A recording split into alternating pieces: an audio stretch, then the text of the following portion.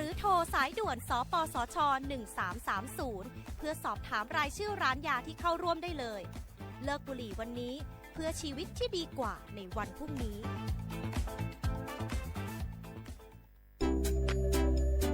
อยากใช้สิทธิ์30 บาทรักษาทุกที่ที่คลินิกทันตกรรมเพียงสังเกตโลโก้30 บาทรักษาทุกที่ก็สามารถรับบริการอุดฟันถอนฟันขูดหินปูนเคลือบหลุมร่องฟันเคลือบฟูออไรด์ไม่เสียค่าใช้จ่ายใช้แค่บัตรประชาชนไม่ต้องรอคิวนานสอบถามข้อมูลเพิ่มเติมโทรสายด่วนสปสช1330ไผ่มาส่งข้อความอย่างมานี่มันลายไอ้หวันส่งมาจวนกันสมัครงานรายได้ต่อวันเริ่มต้นที่360 บาทฮัลโหลน้องอุ๋ยว่าได้สนใจงานตีไอส่งไปฮือก็น่าสนอยู่นะรายได้ก็ดีทำที่บ้านก็ได้ตอนนี้ไอก็ส่งไปฮือในกลุ่มไลน์ที่มูว่างานพดละเดี๋ยวก่อนไอ้หวันบริษัทอย่างที่ไหนนี่น้องอ่านดูแล้วสี่บ่หันมีข้อมูลอย่างสักอย่างเจือได้แต่ก็เจ้าว่าแล้วต้องถามแน่บ่ต้องเป็นห่วงปีอ่านพอละมีตากรมพัฒนาฝีมือแรงงานมั่นใจได้ชัวร์ถ้าสนใจก็โอนการสมัครไปฮือเปิดเลยเด้ออันเดี๋ยวน้องขอไปร้องพอดีๆกำก่อนเนอะตึงว่าแล้วโดนเพจปลอมจุ้งให้ละไอ้หวันสังเกตง่ายๆเพจแต่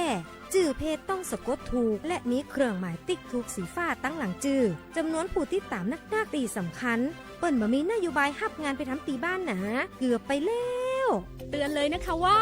อย่าลงเชื่ออะไรง่ายๆและขอความร่วมมือไม่ส่งต่อหรือแชร์ข้อมูลต่อในช่องทางสื่อสังคมออนไลน์ต่างๆหากสงสัยติดต่อหน่วยงานนั้นโดยตรงมั่นใจปลอดภัยกว่าค่ะสักนิดคิดก่อนแชร์ปรารถนาดีจากสำนักประชาสัมพันธ์เขต 3 กรมประชาสัมพันธ์นกกระดาษจากทั่วภูมิภาคที่คนไทยทุกคนช่วยกันพับขึ้นมาส่งไปแจกจ่ายให้กับพี่น้องชาวไทยใน3จังหวัดภาคใต้ย้อนกลับไปเมื่อปี 2547 รัฐบาลในสมัยนั้นมีแนวทางยุติความรุนแรงด้วยการเชิญชวนคนไทยทั่วประเทศพับนกกระดาษกว่า 62 ล้านตัวนำไปโปรยจากเครื่องบินสู่พื้นที่3จังหวัดชายแดนใต้เพื่อเป็นสัญลักษณ์ถึงการรวมพลังของคนทั้งประเทศที่ได้ส่งแรงใจให้กับคนในพื้นที่จังหวัดชายแดนภาคใต้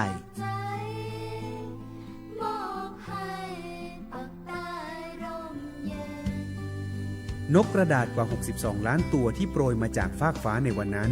ได้นำมาก่อสร้างเป็นอนุสาวรีย์นกสันติภาพที่ชาวจังหวัดนราธิวาสเรียกกันว่าวงเวียนนกผ่านมาแล้วกว่า 20 ปีอนุสาวรีย์นกสันติภาพยังคงตั้งตระหง่านและกลายเป็นสถานที่จุดเช็คอินของนักท่องเที่ยวแม้ว่านกสันติภาพตัวนี้จะไม่สามารถส่งเสียงได้แต่ก็คือสัญลักษณ์แห่งความหวังด้วยหวังว่าวันหนึ่งบ้านเมืองจะกลับมาสงบสุขและมีรอยยิ้มอีกครั้งสันติสุขชายแดนใต้สร้างได้โดยสันติวิธีโครงการสร้างความเข้าใจและประสานความร่วมมือทั้งในและนอกจังหวัดชายแดนภาคใต้สำนักประชาสัมพันธ์เขต 3 กรมประชาสัมพันธ์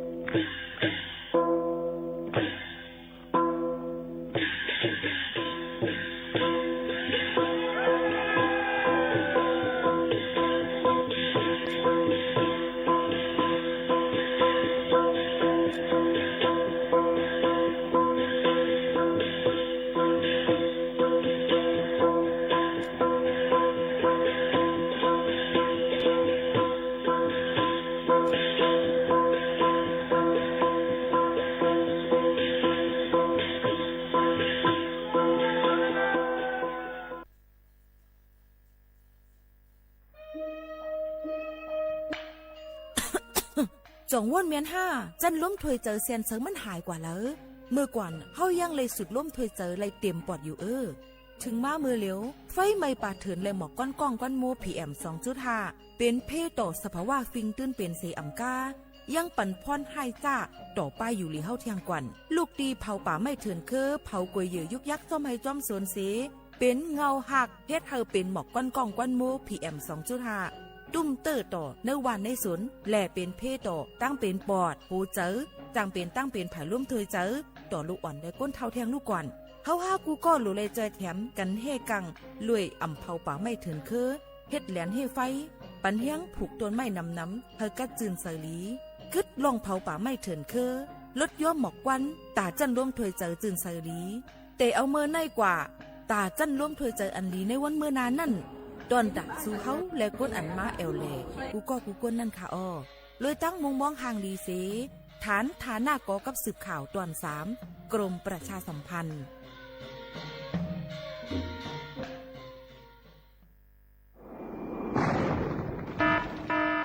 เจดอนเก้งใหม่ย้อนตั้งโฮมมือกูฝ่ายเงื่องแวลองเผาป่าไม่ถึงคือไห่สวนตอนตาที่ลดย้อมหมอกควันกล้องในจันล้มจอมหนังคอปืนเผาไว้หนังฮือเตกุ้มทิ้งลองเผาในหลายๆพื้นตีลอยอ่ำปันเผาสังเสอิดตาที่เฮ็ดเธอจันล้มอ่ำมิกหมอกควันกล้องควันโม PM 2.5 เตเอาเนื้อวันที่1เดือน1 2หิงหาปากปลาย68ต่อถึงวันที่15เดือน5 2หิงหาปากปลาย68สั่งว่าหลูไลเผาในจึงเตไลลงเส้นหมายย้อนขว้างดีแอปพลิเคชันไฟล์ดีเลยอยู่ค่ะสั่งป่นเป็นเดญ่าตามตบคอกแลไม่ตามเงินอ่ำป่น2หิงหาปากวัดอ่ำนั้นตั้ง2อันเก้งใหม่ปันเฮียงตาได้ใจเทคโนโลยีตาได้เพียวกวยอยู่ยุกยักแลไม่ดอกในไฮในสวนหนังหือลองเผาป่าไม่เตลดย้อมและเฮ็ดเธอสภาวะฟิงตื้นเป็นจึงสดีตากยินยาวข้าวหึงสั่งทั่วพันลองเผาในปืนตีหามเผาอ่ำนั้นทั่วพันคนเฮ็ดพิษกับสืบเติงลาดกว่าได้ดี0531128808อ่ำนั้น191ไหล24โจมองค่ะ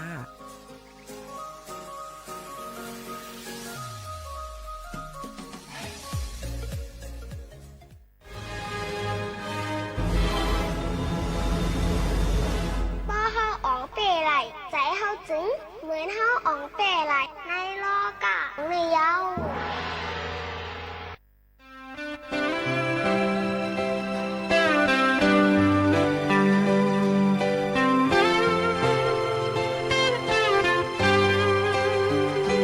เกิดเป็นคนคือหนึ่งใน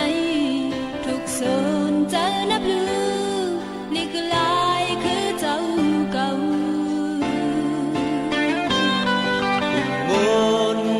ลายในยาสู่เฮาเจอดื้อลูจังหวะใดนับเจ้าใดลิกความเฮามีกาคันสูงเผยก็ลึกตีเมืองอำมออำหูมา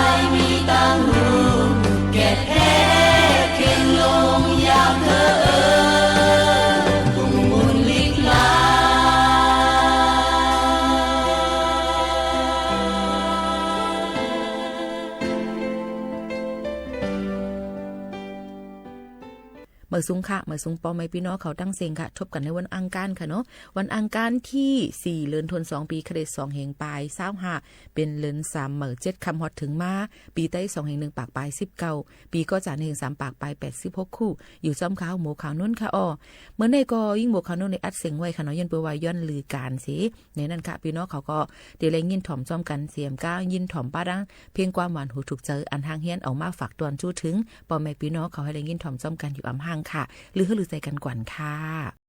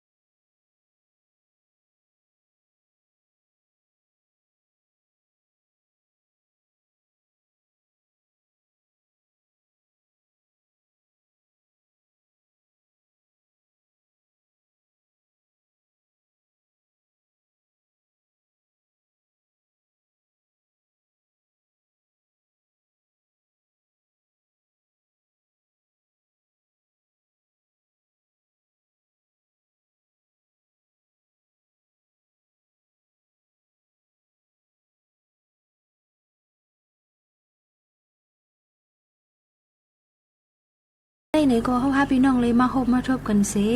ยังได้มีลองตั้งหูนำตั้งหันกวางเกี่ยวกับลองป้ายอยู่ลีค่ะมาผักตอนถึงพี่น้องผู้ถอมีเฮาเขาแทงอยู่เมื่อได้เป็นลองสังหลาในเฮาพาพี่น้องได้มาปันตั้งหูพี่น้องเขาเกี่ยวกับลองป้ายเจอแหลกลายมือจับต้องอำนั้นห้องว่ามือจับต้องมือป้าต้องป้าสันเทนั่นค่ะเนาะนางยิ่งบางเจอนี่ก็หู้เลยว่าเจ้าเก่านี่จับต้องมือไหลย้อนว่าฟังด้วยตัวเก่านั่นค่ะลอกไล่ด้วยตัวเจ้าเก่ามือจับต้องนั่นในนางยิ่งเฮามังเจอได้ตีหู้เลยอยู่ว่าตัวเจ้าเก่าจับต้องกุยกากำพองซ้ำหู้ว่าตัวเก่าต้องต้องคืออันว่านั่นก็หู้ไหลในแลป้อเป็นจึงหนังนั้นจึงถูกลีให้หมอเขากดแจดด้วยปันเดลีที่สุดในค่ะนั้นให้ฟังด้วยดูเจ้าเก่าในหนังปาไตอันตีลาดในค่ะเนาะไล่ด้วยดูเจ้าเก่ามือจับต้องนั่นในเพราะว่าแต่มันแดดตัวเฮาในหลีหูลีเลยเสเปิ้นย้อนว่าในนางยิงในอายุแต่เอา14ดอกว่าถึง44ในค่ะเนาะกำนำนั้นมีเลือดโหเลินกันอยู่กูเลินกูก็อยู่ค่ะสังว่าแต่นาเฮิรนมีเจ้าโผนั้นมีรองห่มกะมากันยาวในและเลือดโหเลินมาป้อในจึงถูกลีวนถึงว่าป้าต้องยาวค่ะในในค่ะเนาะซึ่งหนังในอยู่ค่ะก้อยกามีเลือดโหเลินมาว่านั่นก็ใจแล้วเพราะว่าเตจับต้องนั่นในหูปากเต็มหนังเก่าค่ะย้อนว่านางยิ่งก่อจังวนนำไหลเลยมาก็เหมือนกันค่ะลองตั้งใจสุกเจอป้อนิ่มเศร้าเจอในก่อจังเฮ็ดได้เลือดโหเลินขาดหายมาเลยหนังเก่าลองอันเลือดโหเลินยามมาเหมือนหนังวันที่15กูเลินแลมันมานั่นป่นกว่า 2-3 วันยาวในก็ยังไปมาในจึงไปจังเก็บตัดเลยว่าจับต้องคือจับเนี่ยไปจังว่าเลยสังเจอว่าป่นกว่า60วันยาวแลเลือดโหเลินยังไปมาในจึงถูกเรียกว่าเฮามอยาเขากดแจ็ดด้วยว่าป้าต้องยาวค่ะคือในค่ะอยู่เนาะถูกเรียกว่าทบหมอเขาเจ้าอีกนึงค่ะหนังหือตีเลยกดแจ็ดเยวอันเตกดแจ็ดหาป้าต้องนั่นป้อเป็นไรแต่ถูกรีเป็นเยวอันตื่นมาเจมือลูกเจ้าสิไปเลยกินน้ำสังล้อนั่นตีรีเทเปิ้นสุดค่ะย้อนว่ามันตีหู้เลยว่าเพิ่นหรือแลกดแจ็ดหู้เลยมันแม่นจอมนั่นกำเหลียวว่าจับต้องจับต้องในค่ะเนาะเงาลายแลผังหางมือจับต้องนั่นในไก่ไผ่อ่อนค่ะอันเปิ้นฮ้อว่าไก่เหี่ยวนั่นค่ะเนาะนางยิ่งกำปานน้ำเต้ไก่เหี่ยวย้อนว่ามือตึกจับต้องนั่นม่ำนางยิ่งติเหตุการณ์นักลือสิเก่าเลือดในตูก็เตนำคืนและจังเฮ็ดให้นางยิ่งไก่ไผ่อ่อนนั่นค่ะนมเตกับไหลใหญ่มาและเจ็บมาจังไหนนั่งยิ่งกำปานน้ำมือเตมีเลือดโหเลินนั่นก็นมบ่ติกับเจ็บไว้อยู่ยาวค่ะปอจับต้องเตเป็นแม่ก้นยาวในจึงก็ยังติดเจ็บแทงอยู่นั่นลูกก่อนไหนค่ะย้อนว่าตัวคิงนั่งยิ่งหางแฮนปันน้ำนมตาลูกแลมันจังเป็นนั้นยาวในติถึง 2-3 เดือนจังที่หายกว่าในค่ะลองหักมือจับต้องนะคะเนาะมือหนังว้าวค่ะเรากินกลมไรนอนกลมรับต้นหักซื่อนั่นในก็ไข่ต้นไข่หักมือไรไอหอมไอหื้นไอข้าวไอพักมังก็เต็มถูกเสนก็จางให้ได้เป็นไรมังเจอซ้ำแปลกเปิงหลากหลายไว้มือหนังว่าเมนไอหือไอไข่โผเจ้าเก่าก็ยังมีค่ะนางยิงเจอป้อกามให้ก็เป็นมือเตะจับลิ้น2 เลินนั่นก้อยค่ะก้อยกามังเจอซ้ำเป็นต่อพอเกิดก็มีเหมือนกันค่ะเนาะลองต้นหักเจ้าไหนค่ะกำไรนี่ก็น้ำหนักโดนำคืนมานั้นก็ปี้มาหรือเสเก่าซ่อมหนังมือเตะจับต้องต่อพอถึงเกิดนั่นมังเจอไว้เสปลาตวงเหย่าไหล6 เลินเหย่าเนี่ยก็น้ำหนักตัวก็ตีคืน1 วง 1 กิโลกรัมเขานั้นก็1 เลินตีคืนถึง2 กิโลกรัมเขากำปาน้ำแต่ตีเป็นย้อนลูกไหลหับอาหารราเต็มทนตีแม่มันนั่นเฮ็ดให้แม่มันนั่นปีจอมหนังน้ำหนักของลูกในตวงนั่นอยู่ค่ะกุ้ยกาเตเป็นไรกูก็หนังเก่ามังเจอซ้ำแม่ลูกอ่อนใกล้จอมเจอจอมปากดูเจ้ากับป่นเลยกินเอาสีสัมปปี้ก่อนนั่นเฮาฟังอีกนึงค่ะป้อกินอาหารราอันมีพรลีต่อตัวเจ้าเก่าก็ติเฮ็ดให้ตุ้มเตอป้ายอยู่ลีลูกอ่อนในต้องเสียมกาติเป็นเพศมีลูกอ่อนมือติเกิดนั่นก็มีแทงเหมือนกันค่ะลองแหลกลายป้ายเจออันว่านั่นก็แหลกลายในตัวคิงก้วยแหมกาค่ะป้ายใส่ก็แหลกลายเป็นอันลำลองตีสุดในค่ะเนาะลองในใกล้ๆไหลหันไหลง่ายจอมหนังนั่งยิ่งเจออันเลือดโหเลินยามมาแลเจอนั่นซ้ำเหมือนป้อเคยพิษใครหลายอยู่กูวันค่ะอันไหนก็ไก่เป็นได้นั่งยิงเจอเลือดโหเลินมาในเข้าตั้งเกาเลือนต่อลูกพ่อเกิดนั่นบางเจอก็มีแทงไหลล่องจิ้มจ้อมป้ายอยู่มือหนังวนน้ำจ้อมลองน้ำนักดูเจ้าเก่าแล พังห้างตัวเก่ามือตึกจับต้องปุ่มใหญ่ปุ่มลงพังห้างหังจ้าหังลายกว่ามาเลยมาเลยก็ผูกว่าเอากว่าจ้อมมือหนังอ่อนตั้งอยู่ในค่ะเราจะผูกว่ามีเม่น้อยและสังย้อนต้องใหญ่ปุ่มลงเลยจะผูอ่ำซื้อโยตัวเม่นั่นก็ป้อเตลัดลองเตมันอันนั่งยิงต้องใหญ่ปุ่มลุง7-8 เกาเหลือนนั่นอ่ำใจเลยว่าเฮ็ดเอาก้อยค่ะลองในหันถึงว่าย้อนผู้เลยเมมีเสือมุนซื้อจอมกันในจังไรเป็นมาย้อนนั้นมือพองเมนางเฮาค่ะจับต้องอยู่นั่นก็ใครตึกส้นตั้งผายหัวใจใส่ใจลุ่มล่าด้วยถึง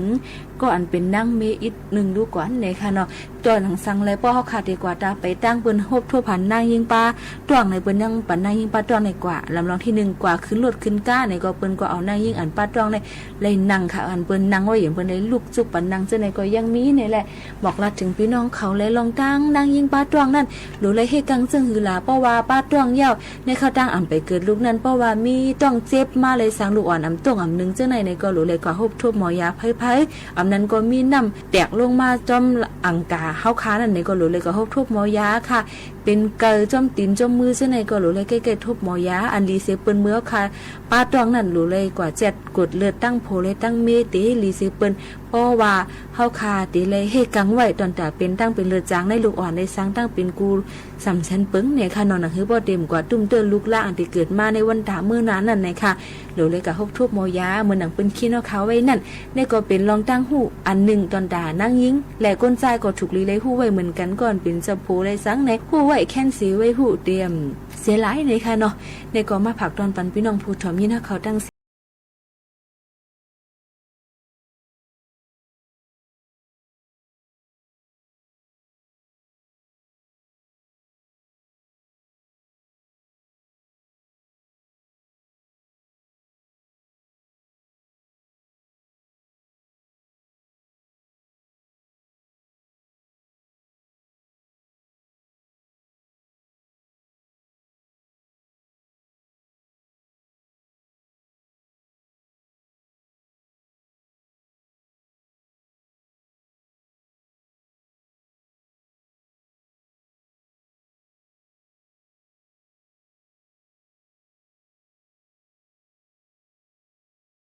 แต่พี่น้องไทยตำบลตังเสียง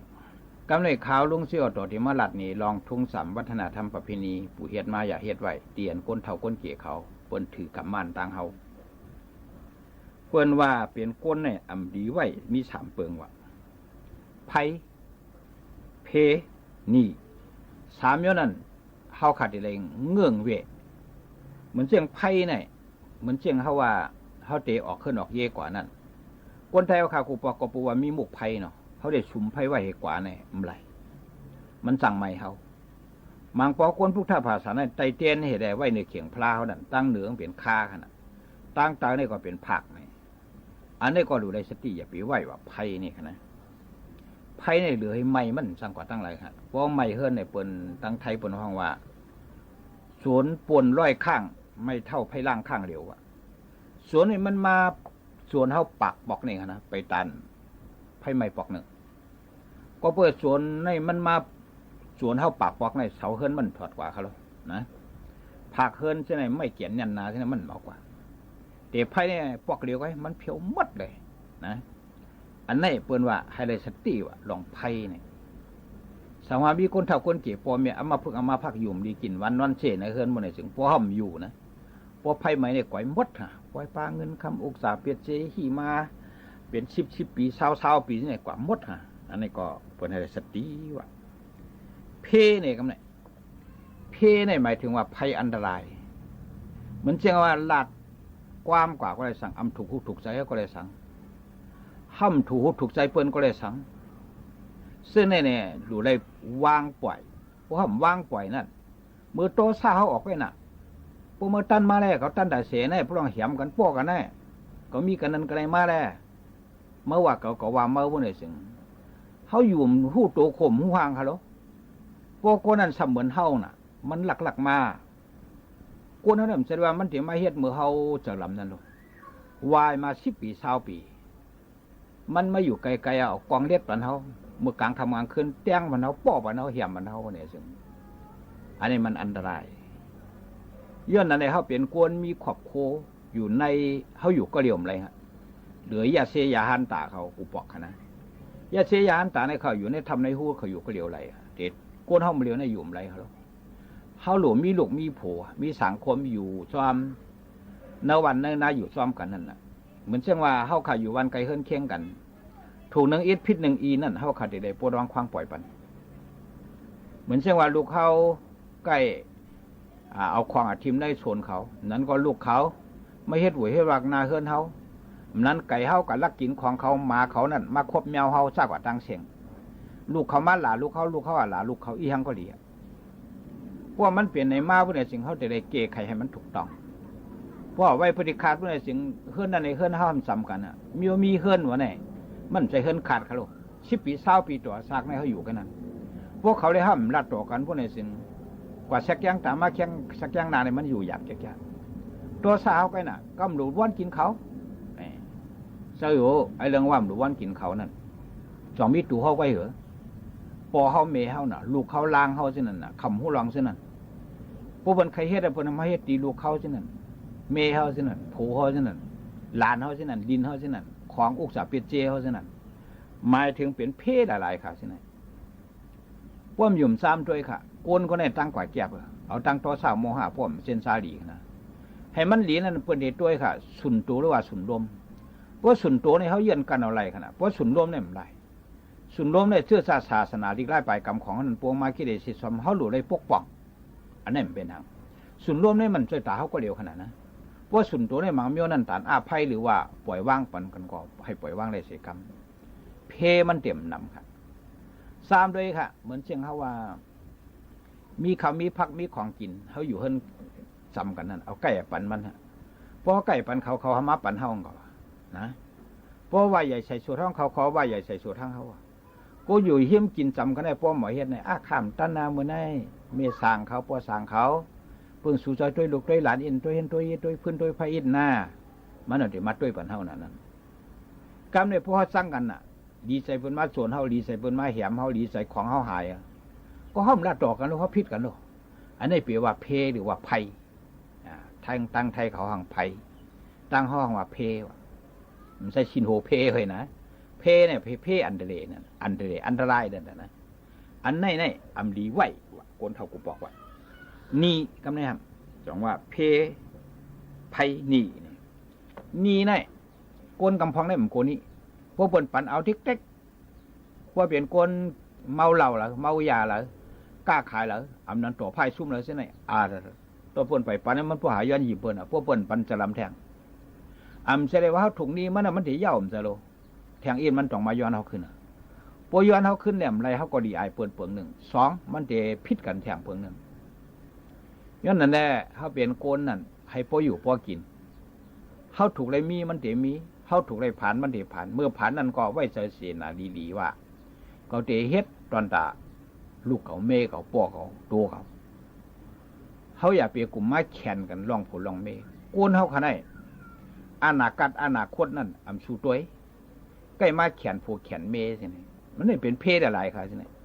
แขนผูกแขนเมเนี่ยมันจะได้ว่าแขนละลายมันไหนแขนใส่ก็นั่นแขนใส่ก็ในน่ะ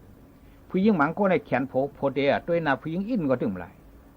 คนชายหมังก็ปนมาลัดตัวเมอินก็ไรไอ้จองปนมาลัดอีหยังมันเนี่ยมันพวกแขนอ่ะกาบานปานเมืองมาเดี๋ยวนี้เองแขนน่ะมีโทรศัพท์มือถือพวกโทรศัพท์มาเสียงแต้งเป็นไรมาเรียกมันเป็นไผมันเรียนจู่กันมันเห็นนั้นเห็นไหนค่ะพอเป็นไหนมาพวกไหนสิ่งโผก็ยุ่มไหลเมก็ยุ่มไหลหรือให้แปดกันป้อกันแหมกันอุกษาเปียเซห่มป้องกันมา3 ปี 10 ปีนี่แหละมันก็ต้องได้เสียกกันป้อมเสียกกันเราต้องได้พิษกันว่ากันน่ะย้อนในได้เปิ้นสองว่าเพไพนีนั่นอย่าไปเฮ็ดว่ามีแขนผูกแขนเมนั่นดีดีพวกเขาแขนพอหักผูเขาหักเมเอาซะหน่อย1เขาเปลี่ยนคนซ้ายเขาลูกกว่าหาเงินหาคำหาอุกษาเปียเซมาปั่นเมเขาอะไร1อะไรป่วยเหมือนเปิ้นแหละนะวางแผนขอบโกเลยซื้อหันซื้อโดซื้อกาได้พวกจะพวกมาแข่งกันเนี่ยมีรองหังหล่อตามือเงินมีไตมือเนิมกว่ากินเหล้าเมายาเล่นร่องเอาการพวกเฮ็ดวันอยู่3 วันทำกูมาแข่งกันลูกทอดออกมันเจอการคนดีนะเส้นนี้นะคนกูปอกให้เปิ้นว่าอย่าไปเฮ็ดว่ะเส้นนี้นะพอหักลูกหักเมเนี่ยเขาดูเฮ็ดกันนะ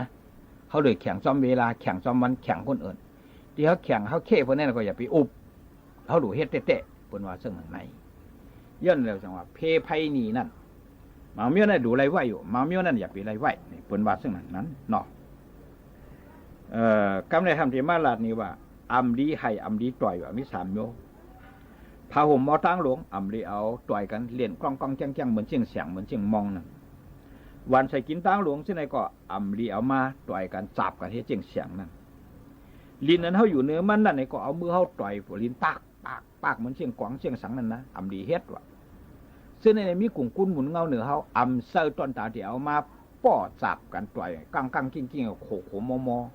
พอเฮ็ดซึ่งนั้นพวกในสิ่งวัฒนธรรมประเพณีหรือว่าโชคลาภสัพพะกาก็จะปีกว่าเขาเปลี่ยนก้นเนี่ยก็จะเปลี่ยนก้นตกหลังสมองเขาก็จะดื้ออ่ำป่องแรงจังเนี่ยเปิ้นว่าซึ่งไหนเนาะอันนี้ก็อะไรเข้าสายกับศิกรรมเนี่ยอ่ำลีลืออ่ำลีได้ปึ้งอ่ำลีได้ปึ้งแล้วอ่ำลีกว่านอนมีอยู่3ตีนี่ก้นกูปอคนสอนไว้ฮะ1ชิมตั้งไทยของวดชด2กะทาม3สรอพามซะแน่มดีกว่าลือนอนขึ้นนอนวันว่ะชิมอันว่าได้เปลี่ยนที่สังขายานเขากว่าพริกชิกไว้ชิกขาปุกต่อ2 บัก27เปิ้นกว่าห้ามให้กูเมียวขาดตีกันนั่นนะเปิ้นน่ะปิกนั่นน่ะที่เตมันแต่ปิกนี่เหมือนเช่นว่าสังขายานเขาเสาไหน1อย่าไปเหยียบเยื่อยะ2อย่าไปลงไข่ลองเยียวลองขี้ใส่เนื้อลิ้นแนะนำ3อย่าเป็นนางสามผู้หญิงก็ซะกว่าตั้งเสียงมันนำน่ะนะย้อนอะไรเปิ้นกว่าพริกชิกเปิ้นว่าปิ้งหยาบไปเพราะอยู่นั่นก็เฮาคำศัพท์นี้มืดตื้อๆให้นั่นน่ะเหมือนแจ้งว่าสังฆยานเขาเสนอเปิ้นมีสิกขาปุกต่อสิกขานี่หมายถึงว่ามันสูงฮะความพราเป็นสาเฮากว่าปิ้งหยาบไปนั่นกำเหลียวอำดีกว่านอนนั่นเพราะเฮานอนเราหากินหยาบครับกะทามจริงห้ามนี่หมายถึงมันมีหังนั่นน่ะเปิ้นป้อมกว่าเข้ามันเอาสมันนอนพวกนี้จึงอันนั้นมันไรก็เป็นจุงเป็นเพื่อเป็นกระหวยเนี่ยมาเก็บกินหลุมคบคับกลางคำกลางขึ้นหมูหมาแมวไก่อันนี้นั่นแหละมันเด็กกว่าหักกะทามนั่นนะอันนี้ก็ดีกว่านอนสลอพามเนี่ยเป็นที่เปิ้นว่าถือศีลกินเสเปิ้นปฏิวัตินั่นน่ะเปิ้นปันเทศทางให้มีตีกันนั่นศีลเพราะว่าสลอบนี่หมายถึงว่าเป็นก้นตีกว่าถือกว่าจ้างกรรมนั่นน่ะถ้าซ้ำกว่านอนเมื่อไหร่จึงเฮาก็เตอยู่ไล่กินไล่เตขี้มาหามขึ้นโจกรับสัพพะกาได้ก็เต็มมีเนี่ยเจ้าเนี่ยเฮาดูเลยฮู้ไว้เสียกันเนาะย้อนในพ่อแม่พี่น้องพร้อมเสียงไทยและพี่น้องไทยตามมุทางเสียงผู้ได้ยินเสียงข่าวลงเสียออกต่อในก็ให้แม่นย้ำพอมีมึงล่ะก็จิเรียนจากคุณผู้นางตามมุทางเสียงเสียกรรมข้ามมาสงครับพี่น้องเขาค่ะโจกาวงวังในเปิ้นก็อ่ำปันเผาค่ะเนาะเตเอาวันที่1เดือนธันวาคมต่อพอถึงวันที่15เดือนธันวาคม2เฮงปลาย25ในสังว่าทั่วพันลองเผาไม่ดอกเฮ็ดพิษปักเปิงไม้มีในเปิ้นก็ได้ญาติตดต่ำตั้งพิษเมื่อตามมื่นป่น2เฮง5ปากวัดไม่ตามดกคอกป่น3เลินในนั้นค่ะย้อนเปิ้นนั่นแหละสังว่ามีลองลำลองในค่ะตาได้เผาให้สนคือเฮาค่ะหรือเลยกว่าลุงเส้นใส่ไม้ตีปูแก่ปูก้างวานเฮาเขาเปิ้นก็จ่องไปปันขว้างมาให้เฮาค่ะเฮ็ดจำหนังปักเปิงไม้มีเปิ้นตำวางไว้นั่นค่ะนะอันนี้ก็มาฝากเตือนจนถึงพี่น้องเขาเงื่องเวลองการเผาป่าไม้เถื่อนคือ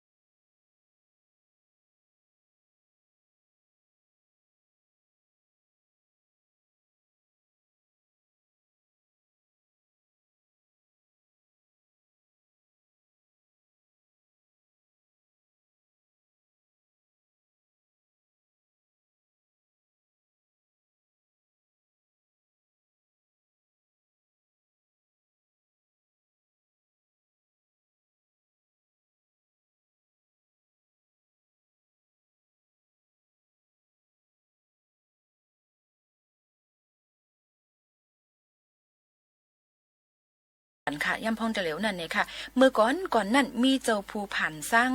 งเฮ็ดเป็นกว้ายตัวหนึ่งเสว่าเมื่อเตเลยไทยให้ไทยหน้าเฮ็ดเลี้ยงกวนกูวันตั้งกินเมื่อนั่นซ้ำเตเลยกินเยอะยาเตปันอาศักอยู่เศร้าตาเมื่อ50 ปีในเย้าค่ะกำนั่นกว้ายก็จังถามขึ้นว่าจังเทงขึ้นว่า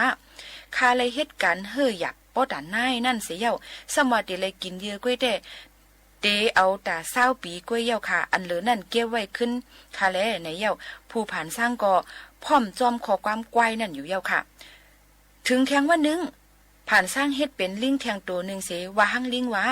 เมื่อเตเลยเฮ็ดเฮาก้นยุ่มไหลโขไหลเตเลยเฮ็ดเฮาก้นมีตั้งมนเจอเตเลยคิดตั้งตู้เนี่ยตั้งกินของเมื่อจึงเป็นกล้วยเตปันอาศักอยู่เศร้าเมื่อ20 ปีในอยู่เย้าค่ะกำนั่นลิงก็เถียงขึ้นว่าเต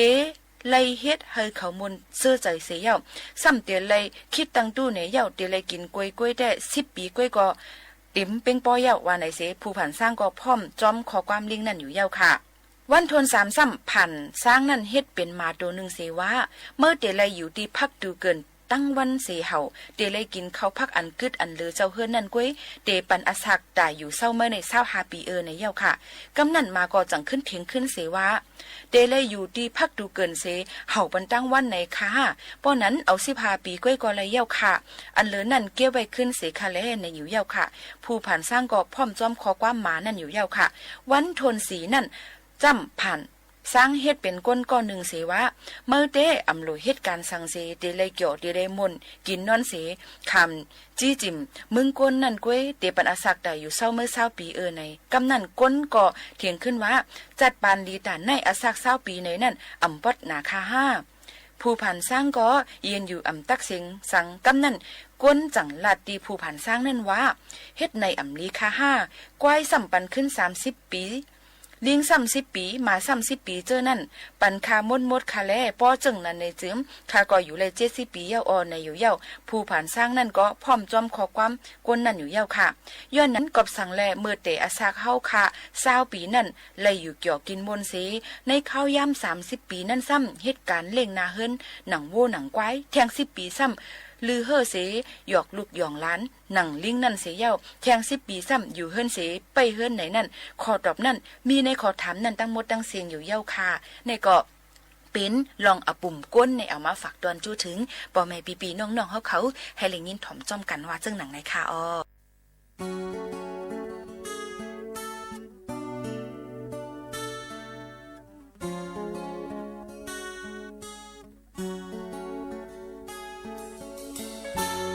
ต้นนาพาเมืองป่าสามารถเราก็มีตั้งผุกจนอยู่ตีเหนือกลางน้ำต้นน้ำมันเย้าน้ำใจผุกจนเขาเสือเพื่อห้าหันเขาก่อนดีเลยล้วนในบนเหนืออันวานั่นเขามีความยอมของย่อมมือถึงเพื่อห้าหัน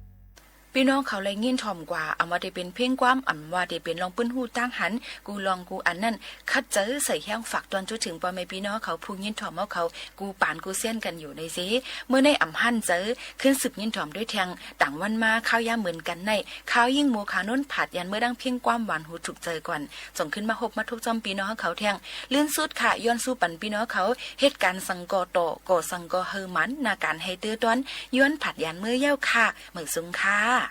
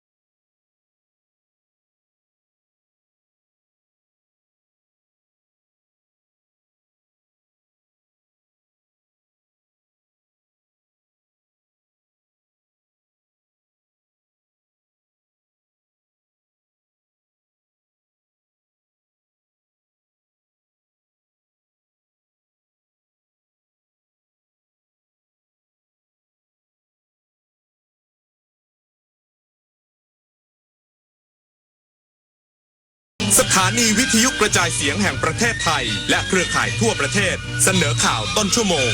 รู้เร็วรู้จริงเกาะติดทุกสถานการณ์